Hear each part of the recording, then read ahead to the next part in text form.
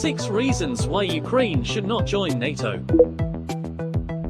In Italy, Mario lives a normal life and he is used to eating pasta with wine at the restaurant for dinner. Now let's imagine what will happen if Ukraine joins NATO. Mario's wine and pasta money will go to rebuilding Ukraine's military infrastructure. An ordinary German retired person receives a pension of €1,500 a month.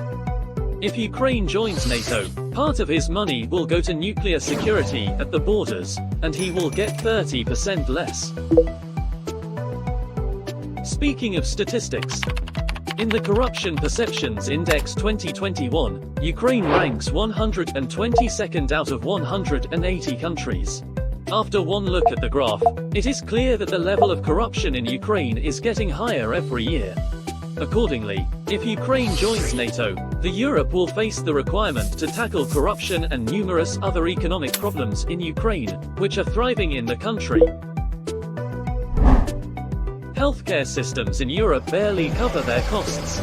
The average person in France sees a dentist 4 times a year and his expenses are covered by health insurance. If Ukraine joins NATO, the money for medical care in Europe will be used for weapons. The European government is planning a transition to green energy, allocating dozens of billions of euros to restructure energy systems. But these plans will have to be abandoned if Ukraine joins the alliance. And that would have a significant impact on the environment in the Eurozone. The expenses of the average British family have changed a lot recently. Prices for energy, food, and transport are all going up.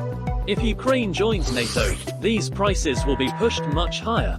Is everyone in Europe ready to sacrifice money out of their own pockets to allow a country with a budget deficit to join NATO? There is only one answer: NATO without Ukraine.